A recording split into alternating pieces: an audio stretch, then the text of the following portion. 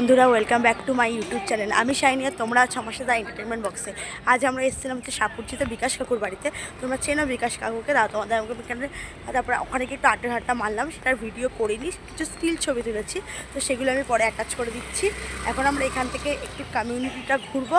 কমিউনিটিটা ঘুরে আমরা যাব হচ্ছে সাপুরজি ইস্কন মন্দিরে। তো চলো তোমাদেরকেও নিয়ে যাচ্ছি, তো চলো দেখতে থাকো।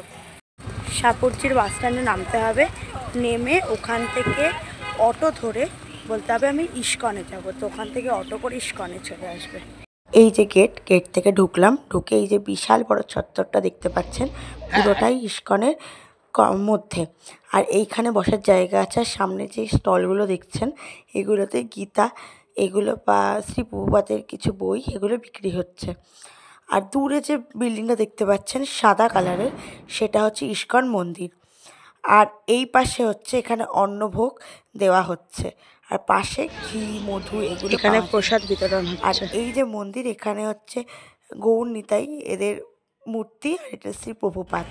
আর এটা হচ্ছে বিশাল বড় গোশালা। আপনারা জানেনই ইস্কন মন্দির যেখানে অবস্থিত হয় তার পাশে একটা গোশালা থাকে, তো এটাই হচ্ছে সেই গোশালাটা। বিশাল বড় গোশালা, এখানে প্রচুর গো মাতারা থাকে। আর এটা হচ্ছে আমাদের একটা রিফ্লেট দিয়েছেন, এখানে লেখা রয়েছে কোন দিন কি হবে, আপনারা পজ করে দেখে নিতে পারেন। সাপুরজির ইস্কন মন্দির ঘুরে এখন চলে এসেছি হচ্ছে এখানে সাপুরজিতে একটা জগন্নাথ মন্দির আছে, তো সেইখানে তো তোমাদেরকেও দেখাচ্ছি। এটা হচ্ছে জগন্নাথ মন্দির। একটু আগে জগন্নাথ মন্দিরের পিছন দিকটা দেখালাম, এটা হচ্ছে সামনের দিকটা, অপূর্ব দেখতে সামনের দিকটা। আর এর সামনেই হচ্ছে এরকম ওয়াটার ফাউন্টেন রয়েছে, বিভিন্ন কালার চেঞ্জ হচ্ছে, তারা ফাউন্টেনের সামনে যাই। আর কাছ থেকে দেখাই কি দারুণ কারুকার্য করা, দেখো মন্দিরটা।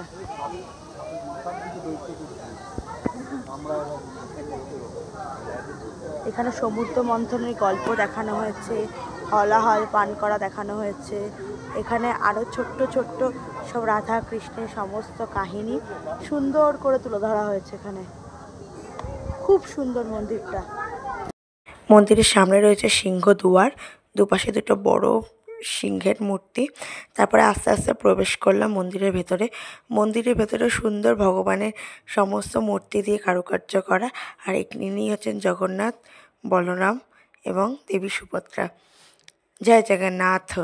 আর ঠিক জগন্নাথ মন্দিরের পাশেই রয়েছে রামলালা, লক্ষ্মণ, সীতামা আর তাদের ভক্ত হনুমান। জয় বজরং। মন্দিরটা দেখে বেরোলাম, এবার যাব হচ্ছে হাজরা কালীবাড়িতে, তো চলো তোমাদেরকেও নিয়ে যাচ্ছি।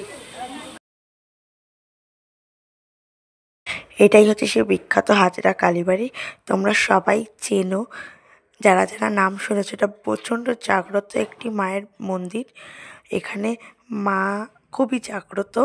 আর এখানে এক সময় আগে নরবলি হতো, এই যে মা, আর এখন সেখানে নরবলি হয় না, বাট এক সময় এখানে নরবলি হতো। আর এই হচ্ছে বাবার বন্ধুদের গ্রুপ। এর আগের একটা ভিডিওতে আমি সবার সাথে তোমাদের আলাপ করে দিয়েছিলাম, তাই আজকে আর আলাপ করালাম না, তো তোমরা দেখে নাও কিছু পিকচার, আজকে সময় কাটানোর কিছু পিকচার। ভিডিওটা কেমন লাগলো অবশ্যই জানিও। ভিডিওটা ভালো লাগলে জানো কি করতে হবে, ভিডিও লাইক করতে হবে, শেয়ার করতে হবে, আর প্লিজ চ্যানেলটাকে সাবস্ক্রাইব করতে ভুলবে না। টাটা।